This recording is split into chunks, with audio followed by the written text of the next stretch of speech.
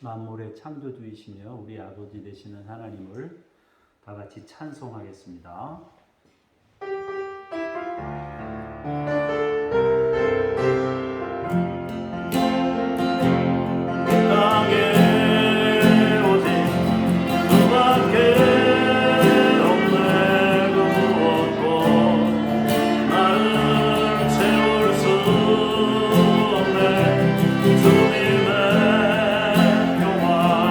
내 아래 있네 너 누구로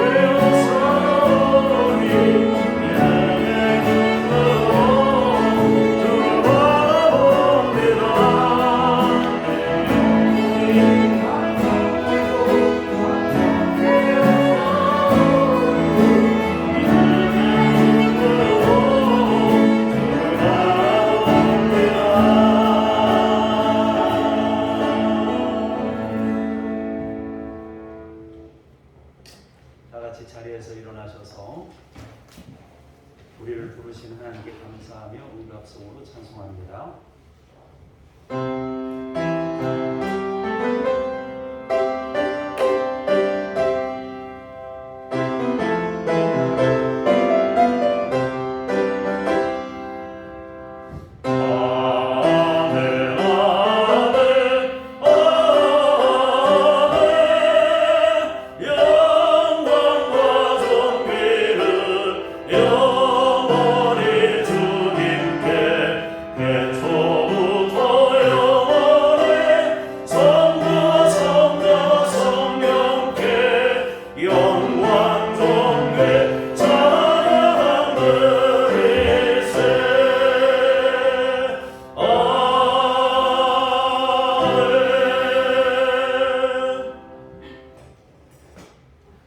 우리 주 하나님이여 영광과 존귀와 권능을 받으시는 것이 합당하오니 주께서 만물을 지으신지라 만물이 주의 뜻대로 있었고 또 지으심을 받았나이다 하더라. 아멘. 창조주 하나님을 찬송합니다. 우리를 지키시고 인도하시는 주님을 찬송합니다. 우리의 예배를 받으시옵소서. 주 예수 그리스도 이름으로 기도합니다. 아멘.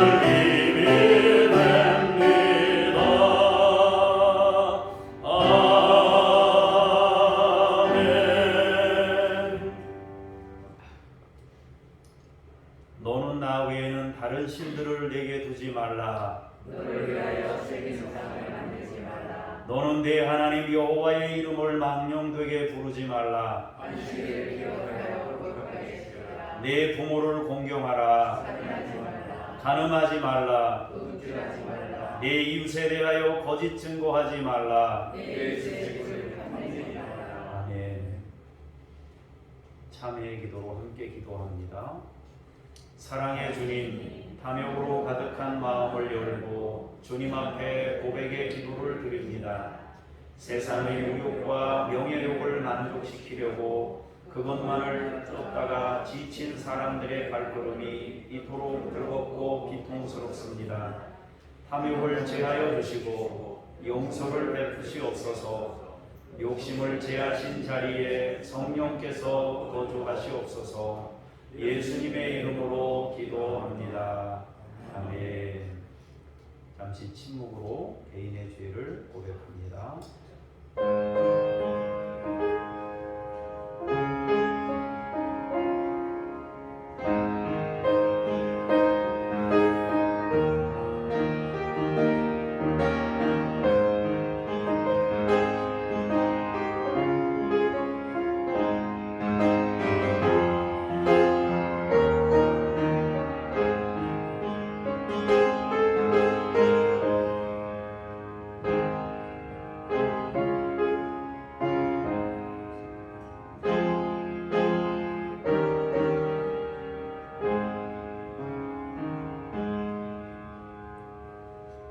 너희는 스스로 조심하라. 그렇지 않으면 방탕함과 술취함과 생활의 염려로 마음이 둔하여지고 뜻밖의 그날이 덫과 같이 너희에게 임하리라.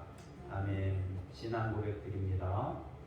나는 전능하신 아버지 하나님 천지의 창조주를 믿습니다. 나는 그의 유일하신 아들 우리 주 예수 그리스도를 믿습니다. 그는 성령으로 잉태되어 동정녀 마리아에게서 나시고 본디오 빌라도에게 고난을 받아 십자가에 못 박혀 죽으시고 장사된 지 사흘 만에 죽은 자 가운데서 다시 살아나셨으며 하늘에 오르시어 전능하신 아버지 하나님 우편에 앉아 계시다가 거기로부터 살아있는 자와 죽은 자를 심판하러 오십니다. 나는 성령을 믿으며 거룩한 공교회와 성도의 교제와 죄를 용서받는 것과 몸의 부활과 영생을 믿습니다. 아멘. 자리에 앉으셔서 제가 잠깐 기도합니다. 은혜 주시는 하나님, 메말라 갈라지고 파헤쳐진 심령으로 꿇어 엎드려 성령의 단비를 간절히 바라는 마음으로 예배의 자리에 나왔습니다. 세상 것을 바라보다 황폐해진 이 심령 위에 은혜의 샘물을 부어주시고 본질적인 가치를 향해 걷는 인생이 되게 하시옵소서.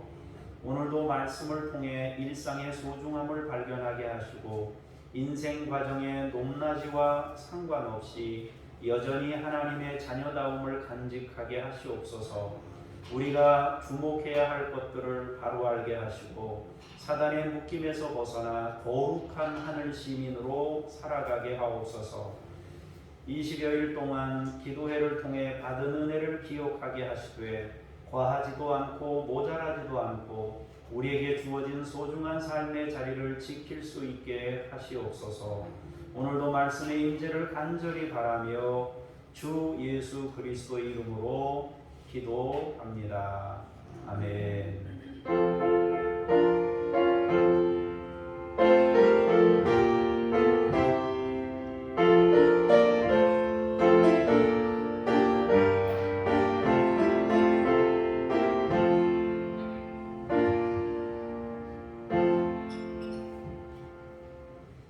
말씀 앞으로 나아가면서 세마 찬송 같이 부르시겠습니다.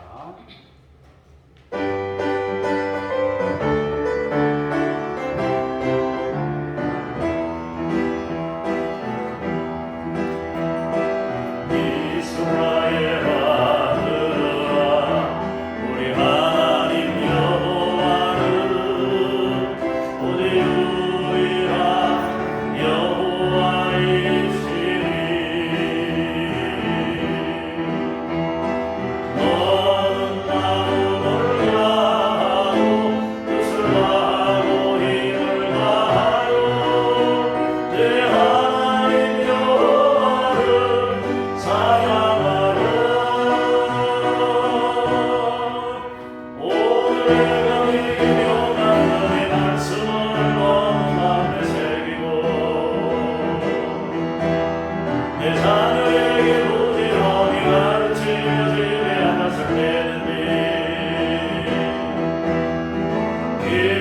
때에는 네 누워 있을 때에는 네 일어날 때에는 네 말씀을 방문할 것이며 너는 또 그것을 내 손목에 매어 내 미간에 붙여 표로 삼고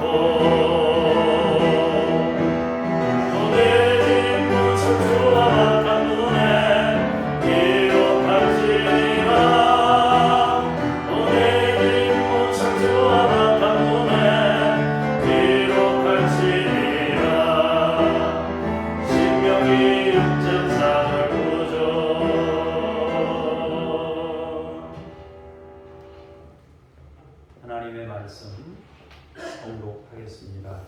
창세기 41장 37절에서 46절까지의 말씀 홍순여 권사님께서 나오셔서 봉독하시겠습니다. 바로와 그의 모든 신하가 이 일을 좋게 여긴지라. 바로가 그의 신하들에게 이르되 이와 같이 하나님의 영에 감동된 사람을 우리가 어찌 찾을 수 있으리요 하고 요셉에게 이르되 하나님이 이 모든 것을 내게 보이셨으니 너와 같이 명철하고 지혜 있는 자가 없도다. 너는 내 집을 다스리라. 내 백성이 다 내 명령에 복종하리니 내가 너보다 높은 것을 내 왕자뿐이니라. 내가 또 요셉에게 이르되 내가 너를 애굽 온 땅의 총리가 되게 하노라 하고 자기 인장 반지를 빼어 요셉의 손에 끼우고 그에게 세마포 옷을 입히고 금사슬을 목에 걸고 자기에게 있는 버금 수레를 그를 태우매 무리가 그의 앞에서 소리 지르기를 엎드리라 하더라. 바로가 그에게 애굽 전국을 총리로 다스리게 하였더라.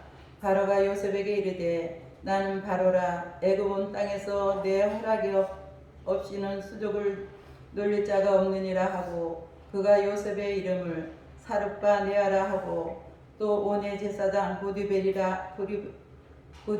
딸 아스나를 그에게 주어 아내로 삼게 하니라. 요셉이 나가 애굽 온 땅을 순찰하니라. 요셉이 애굽 왕 바로 앞에 설 때 30세라. 그가 바로 앞을 떠나 애굽 온 땅을 순찰하니. 아멘. 주님께 감사합니다. 사무엘상 15장 22절에서 23절 말씀을 박미용 권사님께서 봉독하십니다. 사무엘이 이르되 여호와께서 번제와 다른 제사를 그의 목소리를 청종하는 것을 좋아하심같이 좋아하시겠나이까. 순종이 제사보다 낫고 듣는 것이 순양의 기름보다 나으니 이는 거역하는 것은 점치는 죄와 같고 완고한 것은 사신 우상에게 절하는 죄와 같으니라. 왕이 여호와의 말씀을 버렸으므로 여호와께서도 왕을 버려 왕이 되지 못하게 하셨나이다 하니. 아멘. 주님께 감사합니다. 잠언 18장 12절에 있는 말씀입니다. 사람의 마음의 교만은 멸망의 성공이요 겸손은 존귀의 길잡이니라. 아멘. 주님 찬미합니다. 오늘은 겸손과 존귀에 대해서 생각해 보도록 하겠습니다. 우리는 20일 동안 다니엘 기도에 함께 동참해서 은혜의 시간을 보냈습니다. 매일 저녁 이동 시간까지 포함해서 3시간씩 드리는 일은 쉬운 일은 아닙니다. 그래도 몸은 많이 피곤했지만 간증 강사들이 인생에서 만난 하나님을 함께 체험하는 시간을 가졌습니다. 그들의 간증을 들으면서 우리는 우리 자신의 인생을 돌아보기도 하고 또 나와 유사한 경험을 가진 사람들을 볼 때는 공감하기도 했습니다. 또한 나와 비교하면서 그들에 비해 나의 작음을 느끼는 시간이기도 했습니다. 이런저런 결단을 하면서 이제는 달라져야지 하는 생각도 들었습니다. 함께 믿음의 공동체를 이루고 살아가는 장호 식구들에게 담임 목사로서 주님의 이름으로 몇 가지 권면을 드리고자 합니다. 첫 번째로는 우리보다 더 시련의 굴곡을 겪은 그분들과 우리 자신을 단순 비교하여 스스로를 비난하거나 정죄하지 않기를 바랍니다. 하나님께서는 우리 각자에게 다른 삶의 자리를 주셨습니다. 우리는 우리에게 주어진 삶의 자리를 주님과 함께 성실히 살아가면 됩니다. 각자의 삶의 자리가 다 다르기 때문에 그것을 단순 비교해서 내가 그 사람들보다 못한가 이렇게 평가하지 않았으면 좋겠습니다. 그들은 그들의 몫을 살아가는 것이고 우리는 우리의 몫을 살아가는 것입니다. 거기 등장하는 사람들은 더 어찌 보면은 우리와 똑같은 사람이긴 하지만 더 많은 굴곡을 겪은 사람들이거든요. 그래서 우리와 단순히 비교하는 것은 우리가 조금 생각해 봐야 됩니다. 저도 이제 목사지만 목사가 늘 뭐 10,000명, 20,000명 모이는 목사님하고 맨날 비교하면서 한다 그러면 얼마나 힘들겠어요, 그죠? 각자가 하나님이 자신에게 주신 인생이 있거든요. 그래서 그 인생에서 우리가 살면 되는 것이기 때문에 지나치게 그들과 동일시하거나 단순 비교하는 일은 우리가 조금 생각해 봐야 합니다. 두 번째로는 너무 과한 결단이나 의욕을 앞세워서 일상의 소중함을 깨뜨리지 않기를 바랍니다. 우리가 살아가는 삶의 리듬을 바꾸는 일은 얼마나 많은 에너지가 드는지 몰라요. 단 한 가지를 바꾸더라도 내 리듬을 깨고 거기에 맞추는 것은요, 굉장한 헌신이 필요한 것입니다. 그러므로 너무 과하게 생활 패턴을 바꾸기보다는 자기의 신앙 성숙을 위해서 한 가지 혹은 두 가지 이렇게 자신을 바꾸기 위한 노력을 할 것을 권면드립니다. 그래서 너무 큰 결단을 하기보다는 작은 거 한두 가지라도 나의 성숙과 삶의 변화를 이룰 수 있는 것을 정해서 그것을 한 가지씩 실천해 보는 것이 좋겠다 싶습니다. 일례로 공적인 예배에 한 번 더 참여하기 이런 거를 뭐 생각해 보신다든지 큐티를 시작해야 되겠다라든지 잠들기 전에 1분에서 3분 정도 기도하며 잠자리에 들기라든지 이렇게 우리가 일상에서 쉽게 하나님과 교제를 나눌 수 있는 어떤 작은 거 한두 가지를 실천해 보는 것입니다. 그리고 이렇게 가벼운 것들보다부터 실천해서 그것이 쉽게 이루어지고 또 내 신앙 성장에 도움이 된다면 또 거기에 상응해서 한두 가지씩 더 추가로 어떤 일들을 계획하고 간다면 굉장히 도움이 되겠다 싶습니다. 율법으로 여러분들을 묶는 것이 아니라 여러분의 성숙을 위해서 한두 가지씩 내가 감당할 수 있는 것부터 실천해보는 그런 조금 여유 있으면서도 자신을 성숙시킬 수 있는 것이 무엇일까 이걸 고민하면서 한두 가지씩 여러분들이 실천하신다면 신앙 성장에 도움이 되겠다 싶습니다. 세 번째로는 우리가 언제나 기억해야 되는 것이 있는데요. 하나님의 은혜는 변함없이 우리를 향해 있습니다. 우리의 신분이라는 것은 하나님의 자녀입니다. 우리가 조금 더 멋진 사람이 되거나 혹은 조금 부족한 위치에 있다고 해서 우리의 신분이 달라지는 것이 아닙니다. 홍희현이 가희가 태어날 때부터 하나님께서 저에게 주신 자녀로 선물로 주셨는데 그 아이들이 항상 일정한 삶을 사는 것은 아닙니다. 저에게 평안한 마음을 늘 제공해 주질 않았습니다. 어떤 때는 염려, 근심, 걱정을 끼치는 일도 있었고 내가 마음을 많이 써야만 되는 힘든 시간도 있었어요. 그렇지만 그 아이들이 저의 자녀가 아닌 적은 한 번도 없습니다. 어떤 경우에도 계속 저의 자녀였고 제가 살아있는 동안 아니 죽은 다음에도 이 아이들은 나의 자녀로 계속 남아있는 것입니다. 이 신분이라는 것은 어느 날 갑자기 바뀌거나 이렇게 변동되는 것이 아니에요. 마찬가지로 하나님의 은혜라는 것은 바뀌지 않고 하나님의 자녀라는 신분도 바뀌어지는 것이 아닙니다. 우리는 하나님의 자녀가 되려고 안간힘을 쓸 필요가 없습니다. 우리는 그냥 하나님의 자녀입니다. 은혜를 입고 살면 됩니다. 혹여 우리의 어떤 행동이 우리 신분을 변화시키는 시켜줄 것이라고 생각하지 말기를 바랍니다. 우리의 신분은 여전히 하나님의 자녀입니다. 다만 우리가 생각해야 될 것이 있는데 그것은 하나님의 자녀다움을 나타내는 일이 의미 있다는 것입니다. 그래서 자녀가 되기 위한 어떤 행동이 아니라 자녀로서 자녀다움의 면모를 갖추는 것, 거기에 우리가 관심을 기울여야 합니다. 그리고 하나님은 자녀인 우리를 통해 하나님 나라를 세상에 드러내기를 원하십니다. 우리는 자녀가 되기 위해 우리 행동을 선택하는 것이 아니라 자녀이기 때문에 하나님 나라를 드러내는 선택을 적극적으로 하는 것입니다. 그러므로 여러분은 기쁜 마음으로 하나님의 말씀을 선택하기를 권면드립니다. 여러분들에게 제가 3가지를 말씀드렸는데 이제 오늘 본문을 또 살펴봐야 되니까 3가지만 단순하게 여러분들에게 소개드렸습니다. 조금 우리의 성숙을 위해서 뭔가 한두 가지 가벼운 것부터 실천해서 성장을 이룰 수 있는 것이면 좋겠다 하는 것이고요.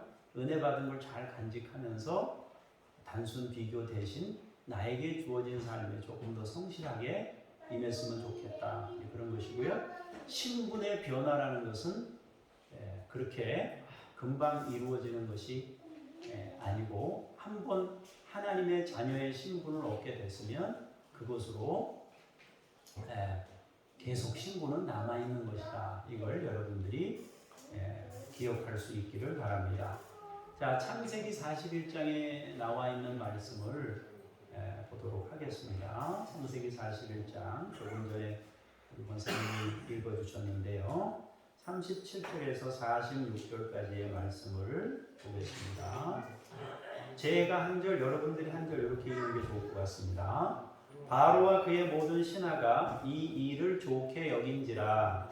바로가 그의 신하들에게 이르되 이와 같이 하나님의 영에 감동되는 사람을 우리가 어찌 찾을 수 있으리요 하고 요셉에게 이르되 하나님이 이 모든 것을 내게 보이셨으니 너와 같이 명철하고 지혜 있는 자가 없도다. 너는 내 집을 찾으라. 내 백성 이스라엘의 명령에 복종하리니 내가 너보다 높은 것은 내가 왕이라.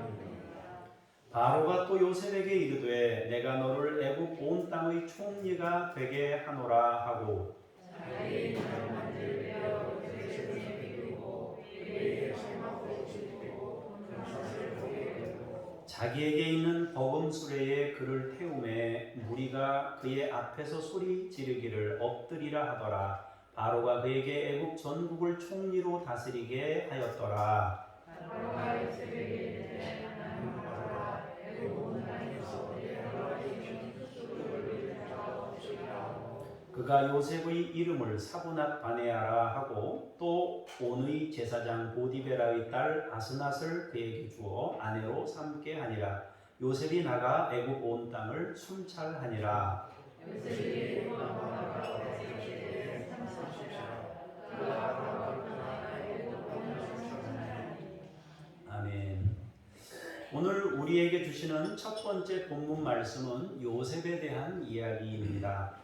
그는 어릴 때부터 아버지의 사랑을 크게 받고 자란 사람입니다. 그 사랑이 얼마나 각별했는지 형들에게 시기와 미움의 대상이 됩니다. 그도 그럴 것이 야곱이 진짜 사랑했던 라헬은 아이를 낳지 못하다가 늦게 아들을 낳게 되는데 그가 바로 요셉입니다. 그리고 라헬은 요셉의 동생 베냐민도 낳았는데 그를 낳다가 죽고 맙니다. 이동하다가 아기를 낳기 때문에 그냥 길가에서 죽게 된 거예요. 요셉과 베냐민은 엄마 없이 성장을 했습니다. 그래서 더욱 야곱의 사랑이 치중될 수밖에 없었어요. 못 낳다가 낳은 아들인데다가 엄마가 또 일찍 죽었으니까 얼마나 아버지가 그 아들에 대한 애착이 있었겠습니까? 요셉은 어릴 때부터 정직한 아이였습니다. 그런데 아버지의 편애로 형들의 시기를 받았습니다. 그러다가 형들에 의해 미디안 상인들에게 팔려 애굽으로 갑니다. 그리고 바로의 친위 대장 보디발의 집으로 팔려갑니다. 거기서 요셉은 성실하게 살아갑니다. 주인이 모든 사물을 요셉에게 맡길 만큼 그는 성실함을 인정받게 됩니다. 그러나 주인의 아내의 모함으로 감옥에 가게 됩니다. 요셉의 시련은 사람이 감당하기에는 너무 큰 것이었습니다. 자기 형제였던 형들에게 돈 받고 팔린 것도 억울한 일인데 성폭행범으로 몰려 감옥에 갇히는 시련까지 당하게 됐으니까 그 시련의 크기라는 것은 굉장히 아픈 것이었을 겁니다. 그렇지만 요셉은 삶의 자리가 바뀐 그곳에서도 성실함을 잃지 않습니다. 그가 보여준 성실함은 간수장에게 인정을 받습니다. 간수장은 옥중 죄수를 다 요셉의 손에 맡길 만큼 그를 신뢰했습니다. 근데 성경은 그에 대해서 하나님께서 인자하심과 은혜를 받게 하심으로 일어난 결과였다고 말씀합니다. 우리는 여기에 대해서 해석이 필요합니다. 형들에게 시기를 받는 삶, 팔려가는 삶, 누명을 쓴 삶은 고통의 연속이었습니다. 그리고 지금은 감옥입니다. 그런데 하나님께서 은혜를 베푸셔서 간수장에게 인정을 받았다는 거예요. 그러면 우리가 이 상황을 놓고 봤을 때 하나님의 은혜가 뭔가, 감옥에 갇혀서 억울하게 누명 쓰고 감옥에 갔는데 거기서 간수장에게 조금 도움을 입었다. 이게 하나님의 은혜인가? 하나님이 뭐 병은 여러 가지로 주시고 은혜는 조금 주시는 분인가? 여기서 하나님께서 은혜를 받게 하셨다는 것은 요셉이 억울해하고 고통스러워하는 상황에서 도움을 주셨다는 의미도 있습니다. 그러나 더 중요한 것은 그 모든 과정에서도 변함없이 자기의 성실함을 지킬 수 있는 믿음을 주셨다는 것입니다.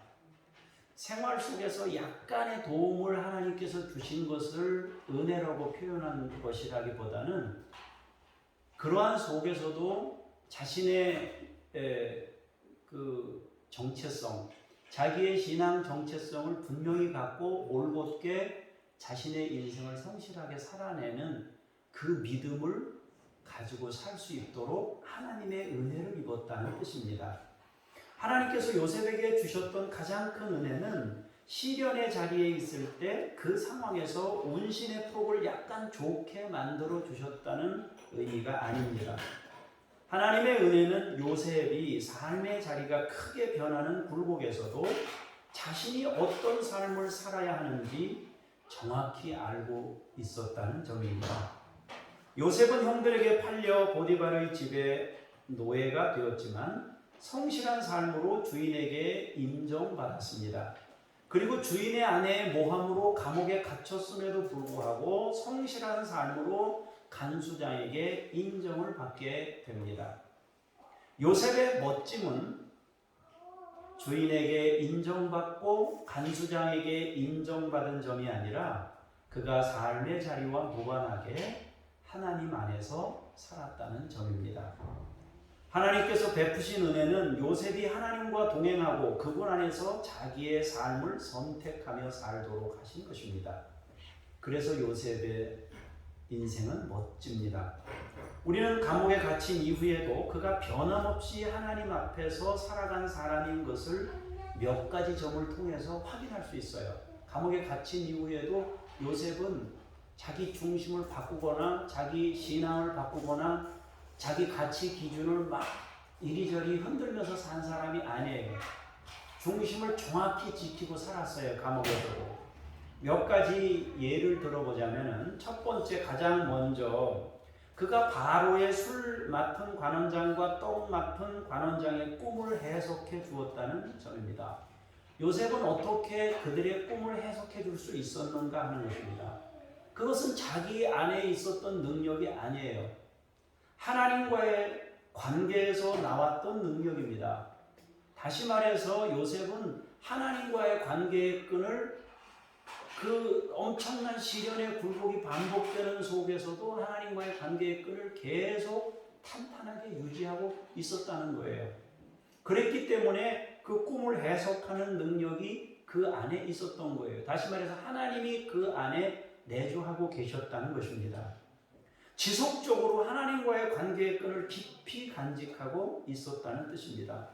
그는 어디서나 하나님과 함께 산 사람입니다. 그랬기 때문에 그 꿈을 해석해 줄 수 있었다는 거예요. 두 번째로는 요셉이 해석해 준 대로 떡 굽는 자는 죽었고 술 맡은 관원장은 복직되었습니다. 그러나 술 맡은 관원장은 요셉을 챙겨주지 않았습니다. 요셉의 억울함을 알고 있었지만 그를 위해 어떤 일도 해주지 않았습니다. 요셉이 감옥에서 사는 생활을 보면 이 사람이 억울하게 누명 쓰고 온 거를 왜 모르겠어요? 알았겠죠. 그렇지만 자기가 복직되고 나서 요셉이 분명히 당신은 복직됩니다. 그러면 나 좀 도와주십시오. 기억해 주십시오. 그랬는데 잊어버렸어요. 잊어버렸다는 것은 생각 속에 잊어버렸다는 게 아니라 안 해줬다는 얘기예요. 안 챙겨줬다는 얘기입니다. 이것은 아마도 자신이 겨우 복직되었는데 괜히 시위대장과 관련된 일을 다시 왕에게 끄집어내서 구명하기에는 부담이 되었을 거예요. 그렇잖아요. 시위대장이면 그래도 왕하고 가까이 옆에 모시는 사람 아니 모실 시자니까 모시던 분인데 이런 사람하고 얽힌 문제를 괜히 돕는다고 한마디 했다가 그런 부담이 있었을 거예요. 그래서 요셉은 그 후로 2년을 더 감옥에 보내게 됩니다. 감옥에서. 그때도 요셉은 절망하거나 자신의 삶을 함부로 굴리지 않았어요. 여러분 감옥에 갇혔어요. 희망의 끈이 요만큼 보였는데 그 사람이 입을 씻었단 말이에요. 그랬으면 이 정도 됐으면 이제 다시 회복될 기미가 자기는 다시 그 감옥에서 나올 수 있는 그 가능성이 그만큼 줄어든 거 아니에요? 그러면 인생을 포기하거나 절망하거나 소망이 없기 때문에 그랬을 수도 있어요. 그러나 요셉은 그 상황에서도 자신의 삶에 가장 중요한 신앙의 원칙이었던 성실함을 그대로 유지하고 살아가는 거예요. 여전히 성실한 삶으로 하나님 앞에서 살아갑니다. 그가 성실함을 유지했다는 것은 2년 후에 바로의 꿈을 해석해 준 것으로도 증명됩니다. 만약에 그 사람이 나가서 안 도와준 것 때문에 막 화가 나서 어떻게 마지막 남은 그 희망의 불씨인데 그것도 하나님이 거두어 가시나요? 하고 원망하고 불평하고 보냈다면은 요셉에게 있었던 그런 영성은 사라졌을 수도 있어요. 그러나 그는 그 거룩한 영성을 계속 유지했어요. 그랬기 때문에 바로의 꿈을 해석할 때 전혀 망설임 없이 흔들림 없이 정확하게 바로의 꿈을 해석해 줄 수 있었다 하는 것입니다. 세 번째로 바로가 요셉을 높이 평가하여 애굽의 총리로 세우게 된 때 그가 보여준 태도입니다. 요셉은 지금 읽은 본문에서처럼 바로가 총리로 임명합니다. 그러면서 엄청난 칭찬 세례를 베풉니다. 이제 우리가 읽었던 성경을 조금씩 다시 볼 텐데요. 38절부터 보시면 이 바로가 요셉에게 이 베푼 칭찬과 이 그 권위를 준 것 보면요. 엄청나게 부어줬습니다. 38절에 보면 뭐라 그래요? 이와 같이 하나님의 영에 감동된 사람을 우리가 어디서 또 찾겠느냐 그랬습니다. 39절에 또 뭐라고 얘기했습니까? 너와 같이 명철하고 지혜 있는 자는 없다.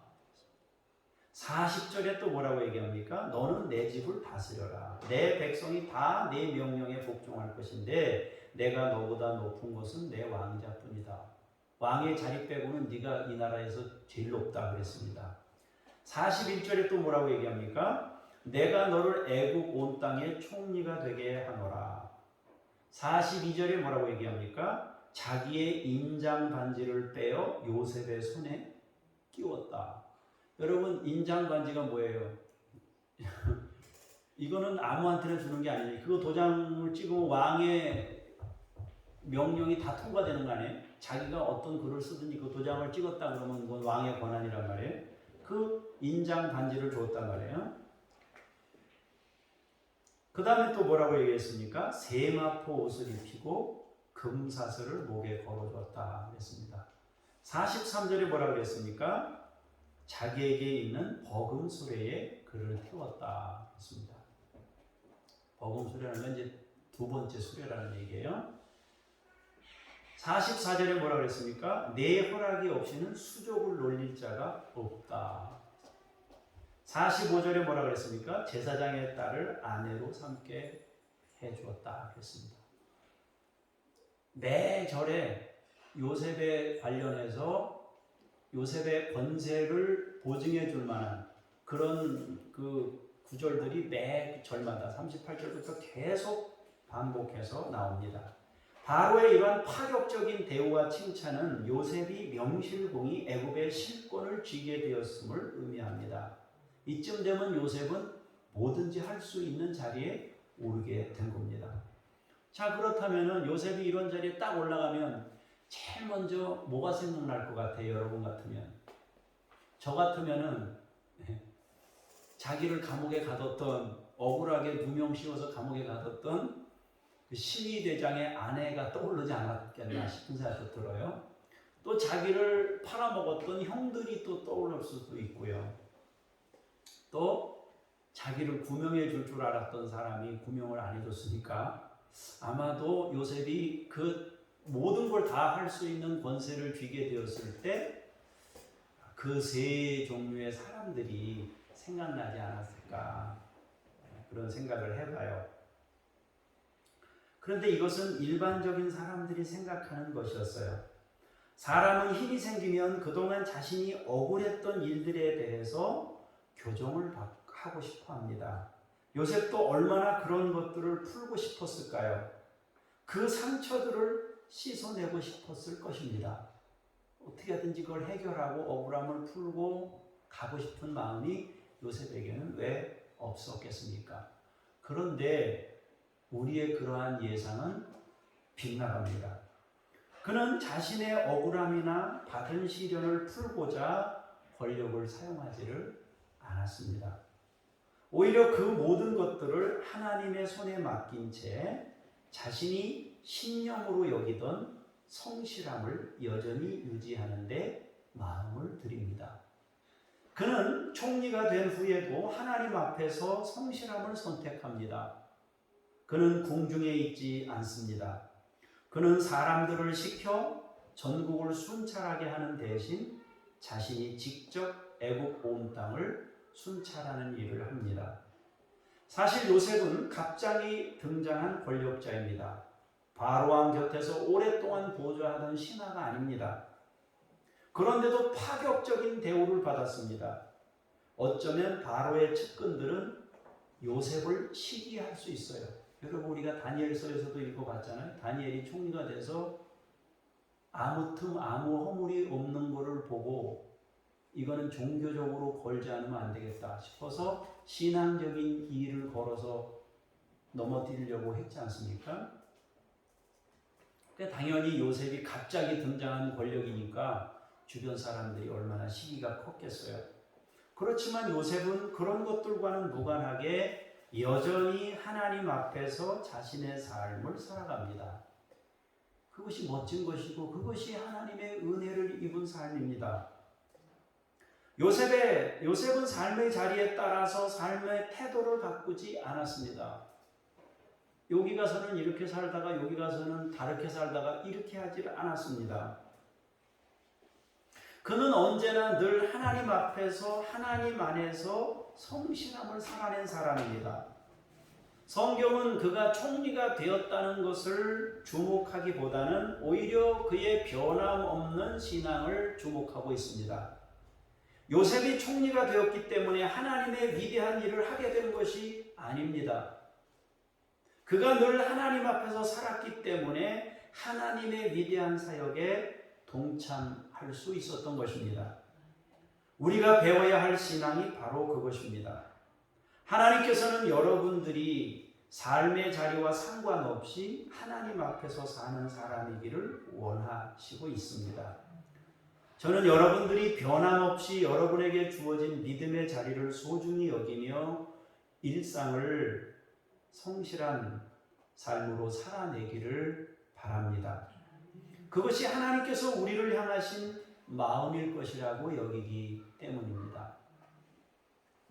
한 번에 뭘 어떻게 하는 거, 이거는 다 사람들이 볼 때 부각될 수는 있을런지 모르지만 하나님이 진짜 원하시는 것은 매일매일 정해진 자리를 하나님 마음으로 그 자리를 지키는 것, 그것이야말로 하나님이 진정으로 원하시고 기뻐하시는 일입니다.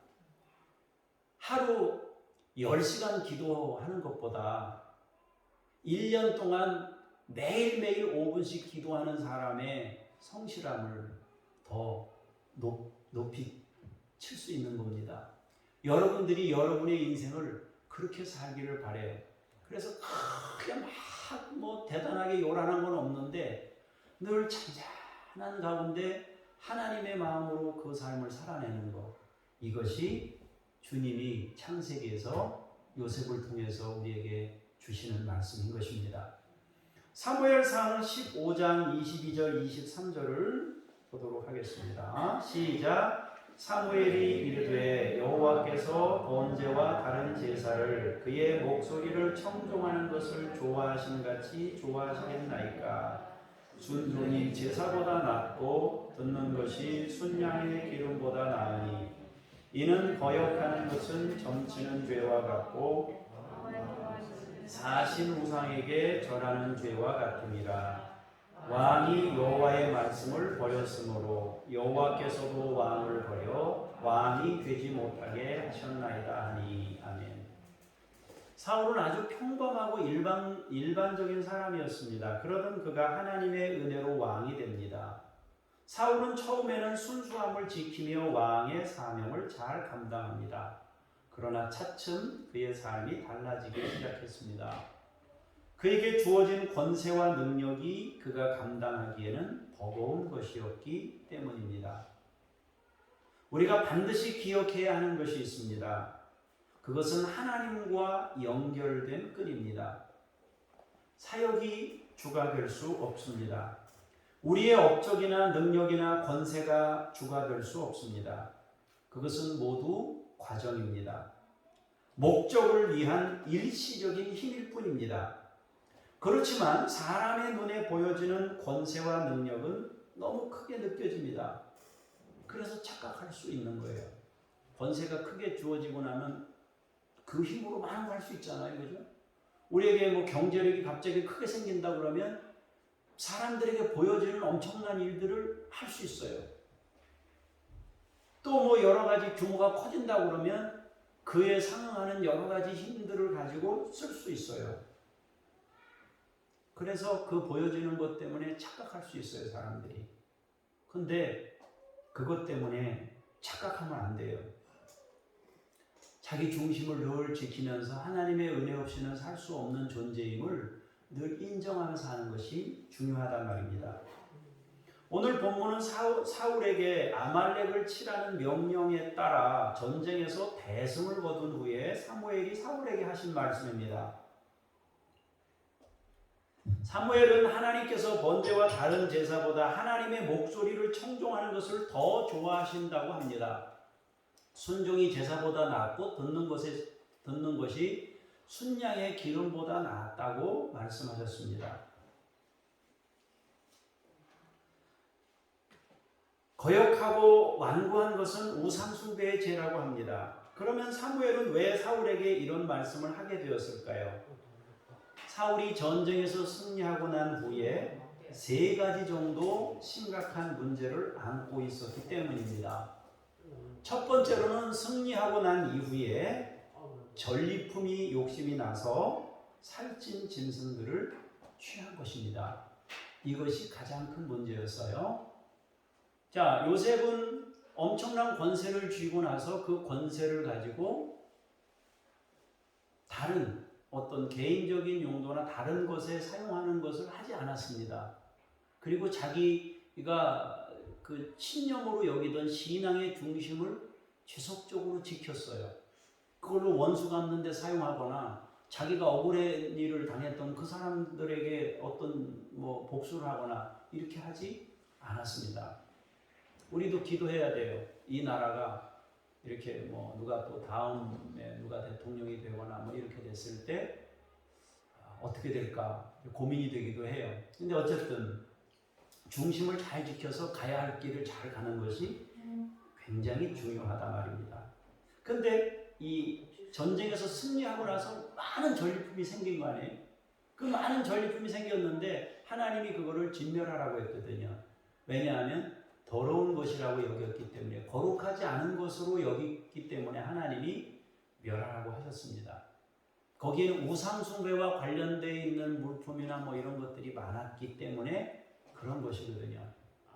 제가 그 전에 그 점치는 분이 예수를 믿어서 그 집에 신방을 간 적이 있어요. 점치는 분이 예수를 믿어서 신방을 갔는데 이제 예수를 점점 믿다 보니까 이렇게 그 자기 집에 그 부적이 많이 붙어 있는 것 때문에 막 고민하는 거예요. 이 부적을 어떻게 해야 되나? 이걸 떼긴 떼야 되는데. 그래서 이제 저를 부른 거예요. 자기는 무서워서 못하니까 목사님이 와서 이 부적을 좀 떼어주세요. 그래가지고 방마다 있는 걸 다 떼었어요. 7개가 붙어 있더라고요. 방마다 부적이 붙어 있는 걸 다 떼었는데 마지막 1개가 남았는데 그거는 떼지 말라는 거예요. 저한테. 그래서 아니 성도님 이제 예수 믿기로 결단하셨으면서 다 떼어달라고, 무서워서 못 떼는데 떼어달라고 그랬는데 이건 왜 떼지 말라고 합니까? 그랬더니 목사님 그 부적은요 300만 원짜리예요. 너무 비싸게 주고 산 거라서 아까워서 못 떼겠다는 거예요. 하나님께서 멸하라고 했을 때 그걸 멸할 때 그 전리품들이 너무 탐이 나는 거예요. 하나님이 이걸 없애라고 없애면 되는데 못한 거예요. 두 번째로 이제 사무엘이 그거에 대해서 왜 하나님이 그렇게 말씀하셨는데 그 말씀을 준행하지 않고 그렇게 했습니까? 그럼 그때라도 아이고 제가 하나님 말씀에 불순종했으니 죄송합니다 하고 처리를 했으면 됐는데 변명을 했습니다. 백성들이 원했기 때문에 이렇게 한 거고 백성들의 등살에 내가 못 이겨서 이렇게 했습니다. 근데 왕의 권한은 본인에게 있었거든요.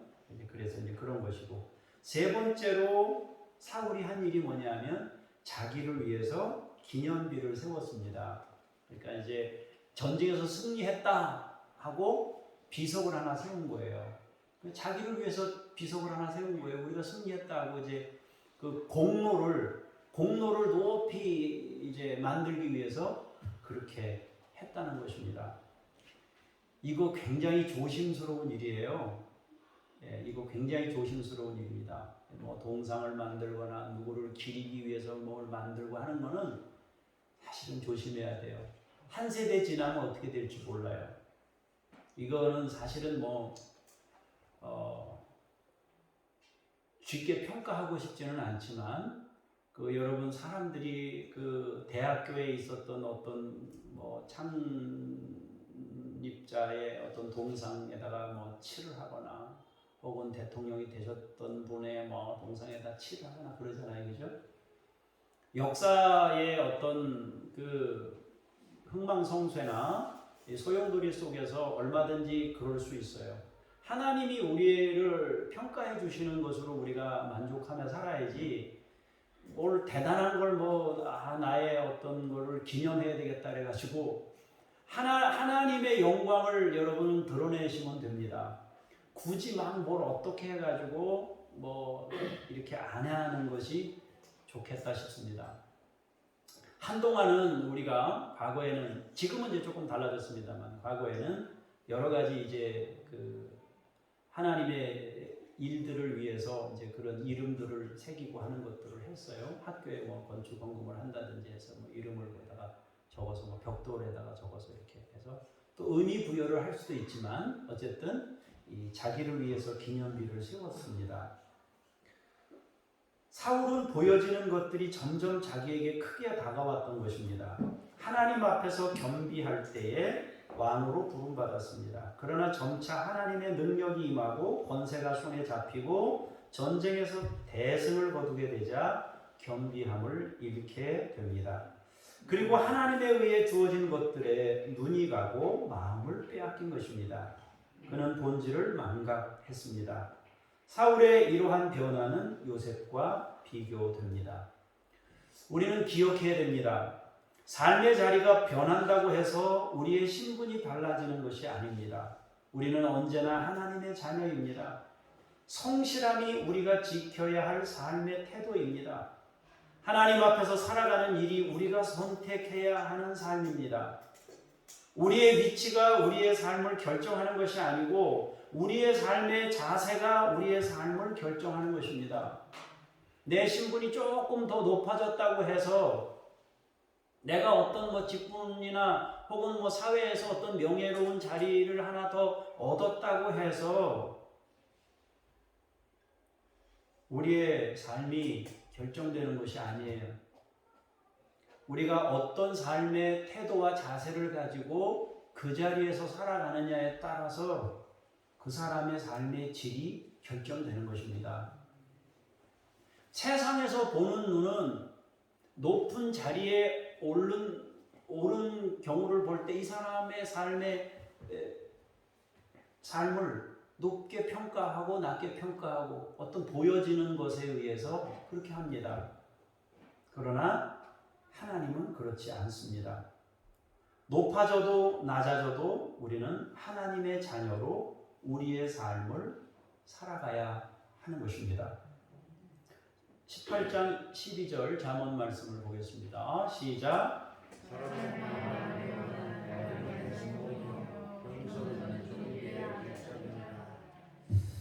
잠언은 두 가지 말씀을 주십니다. 교만은 멸망의 선봉이라고 합니다. 그리고 겸손은 존귀의 앞잡이라고 합니다. 그러면 교만은 무엇이고 겸손은 무엇일까요?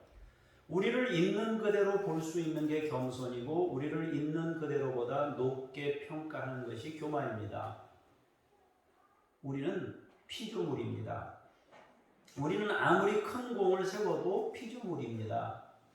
창조주 하나님의 은혜 없이는 먼지일 뿐입니다. 그것을 깨닫는 것이 겸손입니다. 그것을 잊지 않으니 겸손입니다. 존귀함은 거기서 나옵니다. 다시 말하면 겸손이라는 것은 하나님이 계시고 하나님이 나를 창조하셨구나. 그분의 도우심으로 내가 인생을 살아가는 것이구나.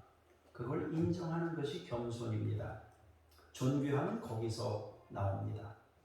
그리고 하나님 인정은 곧 존귀함이라는 뜻입니다. 왜냐하면 존귀가 곧 하나님에 의해 주어진 것이기 때문입니다. 사울이 왕이 되었다고 그가 갑자기 인간에서 신이 되는 것이 아니에요. 그가 전쟁에서 대승했다고 해서 그의 성이 바뀌거나 갑자기 신의 자리에 오르거나 그렇게 되는 게 아닙니다. 그냥 인간일 뿐이에요. 조금 비슷한 예를 들자면 어떤 사람이 주식을 이렇게 하다가 주식에 뭐 투자해가지고 1,000만 원을 투자했는데 5억을 버는 거예요. 그렇다고 해서 이 사람이 어제 이 사람이 오늘 다른 사람으로 바뀌느냐? 그 사람이에요. 안 바뀝니다. 그냥 그 사람이에요. 그런데 마치 자신이 굉장히 많은 것이 바뀐 것처럼 이제 돈이 생겼으니까 바뀐 것처럼 착각하면 겸손함을 잃는 거예요. 거기서 교만이 오는 거예요. 그러면 멸망의 선봉이 되고 마는 것입니다. 우리가 하나님의 은혜로 승리를 거두고 우리가 더 풍성함을 누리게 되고 또 더 높은 자리에 오르렀다고 하더라도 그냥 하나님의 자녀로 사는 거예요. 그 이상도 그 이하도 아닙니다. 왕권이라는 것은 하나님께서 필요에 의해 주신 도구입니다. 그러므로 권력이 주어지든 능력이 주어지든 전쟁에서 대승을 거두었든지 그냥 한 사람의 인간일 뿐이고 하나님의 은혜가 필요한 사람일 뿐이에요. 사울은 그 자리에서 하나님께 영광을 돌리면 됩니다. 하나님 승리를 주셔서 감사합니다. 그러면 되는 거예요. 그러면 존귀함이 그에게 남아있는 거예요. 하나님의 것을 하나님의 것이라고 인정했기 때문에 존귀가 남아있습니다. 그러나 그 존귀가 자기 것인 줄 착각할 때 교만하게 되고 그 모든 것을 잃게 되는 겁니다. 사울에 비해 요셉은 자신은 피조물이며 그냥 한 사람의 인간임을 늘 기억했습니다. 그래서 언제나 자기 부족을 인정하며 하나님 앞에서 살았던 겁니다. 요셉이 위대한 점은요, 두 가지가 있어요. 하나는 낮아졌을 때 자신의 자리를 지켰다는 것이고, 높아졌을 때도 자신의 자리를 지켰다는 거예요. 두 가지 다 어렵습니다, 여러분. 내리막을 계속 타는데도 자기 중심을 지킨다. 얼마나 어려운 일이에요. 근데 높아졌을 때도 자기 중심을 지킨다. 이것도 어려운 일이에요. 근데 그 두 가지, 상반된 두 가지 인생의 경험 속에서도 흔들리지 않고 자기 중심을 지킨 거예요. 더구나 원수 갚는 일을 하나님께 맡기는 대범함을 보이는 거예요. 그냥 내버려 두는 거예요. 하나님이 그거 하시고 자기 억울한 거 당하는 하나님이 역사의 주인 되심을 믿고 자기는 성실한 삶을 그냥 지속적으로 사는 거예요. 근데요, 사실은 이게 훨씬 더 원수를 갚는 거예요. 여러분, 원수 갚는 걸 하나님께 맡기면 어떻게 된다고 그랬어요? 숯불을 그 머리 위에 올려놓는 거랑 같다 그랬잖아요. 그죠? 세상 권세를 한꺼번에 다 손에 쥔 요셉이 그 자리에 앉아 있어요. 그런데 이 사람이 아무 반응도 안 하고 가만히 있는 거예요. 그러면 시위대장의 아내가 얼마나 불안하겠어요. 저 권세, 자기가 그 억울하게 만들어 놨잖아요. 그죠? 그것도 모든 사람들의 비난을 받을 만큼 그런 거를 억울하게 누명 씌워 놓은 거 아니에요. 그죠? 근데 그 사람이 총리가 됐어요. 언제든지 이 사람이 아차하면 자기는 죽는 거예요. 그런데 가만히 있는 거 이 사람이. 그러니까 얼마나 고민되겠어요. 당사자들은요, 더 많은 생각을 갖게 했을 거예요. 술 맡은 관원장이 맨날 바로왕에게 이거 할 거 아니에요. 그죠? 요셉은 거기서 총리예요. 그럼 맨날 얼굴 볼 거 아니에요. 그죠? 그럼 얼마나 불안하겠어요. 자기 인생을 스스로 돌아보도록. 하나님이 왜 원수 갚는 일을 우리한테 맡기지 않으셨습니까? 너는 그냥 네 할 일 하라고 했겠습니까? 스스로 생각하고 스스로 그걸 묵상하고 스스로 그거를 고민하면 이 사람이 변화될 수 있어요. 근데 원수를 갚으면 그게 안 돼요.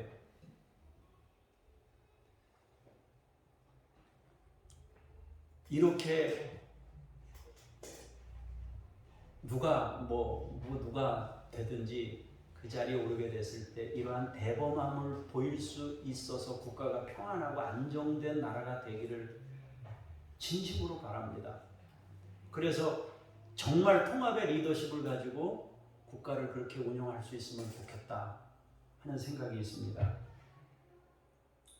사랑하는 성도 여러분, 우리는 피조물입니다. 인간으로 창조되었습니다. 그러나 동시에 우리는 하나님의 사람들입니다. 우리가 피조물로 생각되는 범주를 넘어선 어떤 결과를 얻었다면 그것은 하나님의 은혜입니다. 내가 만든 것이 아니라 주어진 것입니다. 우리는 주어진 것을 내가 만든 것으로 바꾸지 않는다면 겸손함을 지킬 수 있습니다. 우리는 주어진 걸 가지고 내가 만든 것처럼 얼마나 많이 이렇게 합니까? 그죠? 우리가 피조물이며 하나님의 자녀인 것을 잊지 않는다면 우리에게 존귀함은 떠나지 않을 것입니다. 요셉에게 있었던 존귀함은 총리라는 위치가 아니라 모든 자리에서 하나님과 함께 한 것입니다. 성실함을 지킨 것입니다. 우리가 잊지 말고 지켜야 할 것이 바로 그것입니다. 사랑하는 여러분, 다니엘 기도회를 통해 받은 은혜를 간직하고 유지할 수 있기를 바랍니다. 한 가지 정도 실천할 수 있는 것을 정해서 나의 성숙을 이룰 수 있기를 권면합니다. 저도 한두 가지를 지금 정해서 그거 하려고 지금 준비하고 있습니다만, 여러분들도 큰 거 말고 그냥 일상에서 한 가지 두 가지 실천할 수 있는 거 한번 해보고 그렇게 해서 여러분의 성숙의 기회를 삼으면 좋겠어요. 그리고 우리에게 주어진 일상의 소중함을 작은 것으로 여기지 않고 그것을 소중하게 여기면서 여러분의 일상을 감사함으로 살아냈으면 좋겠습니다. 간증자들과 단순 비교하는 대신 주어진 삶의 자리를 배사의 성실함으로 하나님 앞에서 여러분의 삶을 살기를 주의 이름으로 축복합니다. 기도하겠습니다. 하나님 아버지, 높아졌을 때에도 흔들리지 않고 중심을 지켰습니다. 낮은 자리에 내려갔을 때에도 하나님과의 관계의 끈을 그대로 유지했습니다. 원수를 갚을 수 있는 충분한 힘이 있었지만 하나님께 맡기는 대범함과 여유를 갖고 살았습니다. 요셉의 아름다운 신앙을 본받아 우리도 우리의 중심을 지키며 화려함이나 대단한 것을 꿈꾸는 것이 아니라 있는 자리에서 감사함으로 하나님이 나에게 맡긴 삶의 자리를 성실하게 살다가 주님 부르실 때 언제든지 아멘 주 예수여 하고 주님 앞에 갈 수 있는 우리 모두가 되게 하옵소서. 주 예수 그리스도 이름으로 기도합니다. 아멘.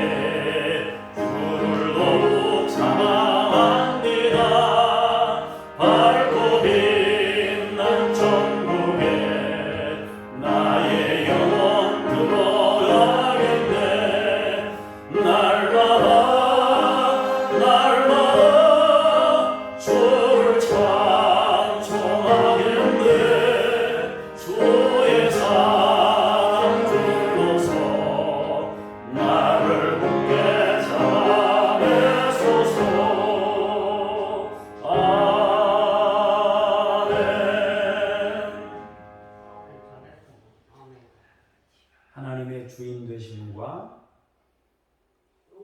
우리의 일상 속에 은혜 베푸심을 감사하며 예물을 드립니다.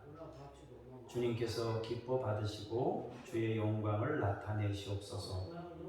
우리 모든 성도님들이 하나님의 은혜 중에 살아가도록 평생을 선하심과 인자하심으로 이끌어 주시옵소서. 주 예수 그리스도 이름으로 기도합니다. 아멘. 하늘에 계신 우리 아버지, 아버지의 이름을 거룩하게 하시며 아버지의 나라가 오게 하시며 아버지의 뜻이 하늘에서와 같이 땅에서도 이루어지게 하소서. 오늘 우리에게 일용할 양식을 주시고 우리가 우리에게 잘못한 사람을 용서하여 준 것 같이 우리 죄를 용서하여 주시고 우리를 시험에 빠지지 않게 하시고 악에서 구하소서. 나라와 권능과 영광이 영원히 아버지의 것입니다. 아멘.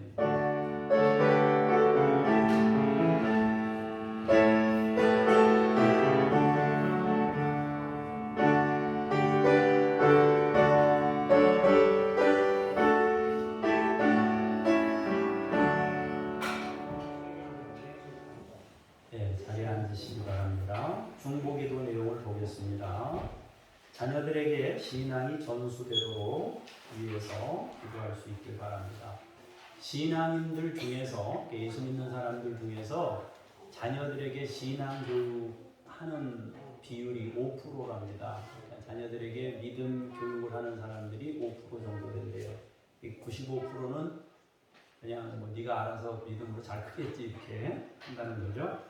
부르키나파소라는 나라에 악행이 끊어지고 평화가 정착되기를 원합니다. 극단적인 이슬람 단체의 공격으로 5년간 4천 명이 사망했고 100만 명의 난민이 발생했습니다. 부르키나파소를 위해서 기도하시고요. 여러분 유튜브는 거기 보시면 기경길 동물하고 예배 거기 보시면 예배 관련된 내용들이 거기 다 올라가 있습니다. 여러분 보시면 되겠습니다. 기경길 동물을 유튜브 치시고 그냥 누르시면 바로 뜹니다. 12월 생명의 삶을 여러분 받아가시고요. 오늘 오후에는 예배가 2시에 있습니다. 그래서 다니엘 기도회는 어제까지 하고 오늘은 여러분들이 2시에 예배하시면 되겠습니다. 다니엘 기도회 하면서 헌금이 200만 원 조금 넘게 나왔습니다. 200만 7천 원인가 나왔습니다. 그래서 5군데인가 6군데 이렇게 정했는데요. 선교사님 2분 하고요. 교회 2곳 하고 그다음에 우리가 돕는 여기 아이들, 우리가 돕고 있는 아이들 크리스마스 선물비로 보내고 또 한 가지는 그 선물 박스라는 게 있거든요. 그게 이제 얼마쯤인지 모르겠는데 그 박스는 이제 그 독거 노인들이나 이런 분들한테 간식용으로 이렇게 해서 아마 연말에 이렇게 주는 것 같아요. 드리는 것 같아요. 그래서 그렇게 했고 재정을 조금 보태가지고 270만 원을 이렇게 우리가 이번에 다니엘 기도에 마치고 나서 200만 원 헌금에다가 70만 원 합해서 270만 원을 그렇게 5군데로 이렇게 나누어서 평균 한 50만 원씩 이렇게 돌아가도록 이렇게 준비해서 조치를 했습니다. 아직 송금은 못했고요. 오늘 정리되는 대로 이렇게 처리하도록 하겠습니다. 여러분 헌금해 주셔서 감사하고요. 아마 그분들도 사랑을 받아서 또 주님의 마음을 같이 느낄 수 있는 그런 시간이 되리라고 생각됩니다. 암송 찬양은 조금 어려워서 제가 조금 더 연습해서 못 오겠습니다. 이렇게 올리도록 해볼게요. 제가 잠깐 기도하고 찬송하겠습니다. 하나님 아버지, 우리 자녀들에게 신앙이 전수될 수 있도록 은혜를 베푸시옵소서. 끊임없이 중보기도 하고 끊임없이 권면해서 신앙을 대물림하는 귀한 역사가 있게 하옵소서. 부르키나파소를 축복하며 기도합니다. 그곳에 악행이 끊어지게 하시고 평화가 정착되게 하옵소서. 극단적인 이슬람 단체로 인해서 5년간 4천 명이 죽고 100만 명의 난민이 지금 고통 중에 살아가고 있습니다. 전쟁이 그치고 인간의 욕망이 끊어지고 하나님 평화의 땅이 되도록 부르키나파소에 함께 하시옵소서. 하나님 다니엘 기도회를 통하여 기쁜 마음으로 헌금해준 믿음의 식구들을 주의 이름으로 축복합니다. 이들의 헌신과 수고가 아름다운 열매를 맺기를 원합니다. 힘들어하고 있는 선교사님들에게 위로와 격려가 되게 하시고 교회에 힘이 되게 해주시며 아이들에게 예수님의 마음이 담긴 사랑의 선물을 받고 성탄절을 기쁜 마음으로 보낼 수 있도록 은혜 베푸시옵소서. 하나님, 이 시간 또한 기도합니다.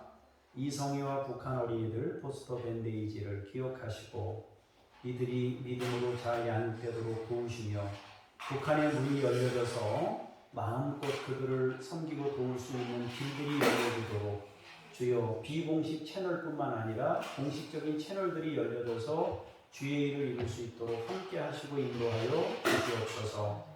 하나님 아버지 김유엘 선교사님, 이웃 아저씨 내외 선교사님, 이동식 서명숙 선교사님, 천 애슐리 선교사님에게 은혜와 복을 주시고 주어진 삶의 자리에서 잘 견디고 믿음으로 승리하게 하시고 우리의 마음을 함께 나눌 때마다 그들에게 위로가 되고 격려가 되고 힘이 되게 하여 주시옵소서. 은혜 베푸시는 주님께 감사드리고 사랑하는 우리 성도들을 주의 이름으로 축복합니다. 육신을 강건케 하시고 영적으로 복을 주시고 생활에 복을 주시고 하나님 범사가 복을 받는 역사가 있기를 원합니다. 하나님 자녀들이 예수 잘 믿게 하시고 온 가족이 구원받으며 생명의 은혜 안에 함께 살아가며 에덴 동산을 이루도록 모든 가정마다 복 주시고 인도하여 주시옵소서. 일주일 동안도 믿음으로 승리케 하실 주님을 찬송하며 주 예수 그리스도 이름으로 기도합니다. 아멘. 다 같이 자리에서 일어나셔서 찬송 부르시겠습니다.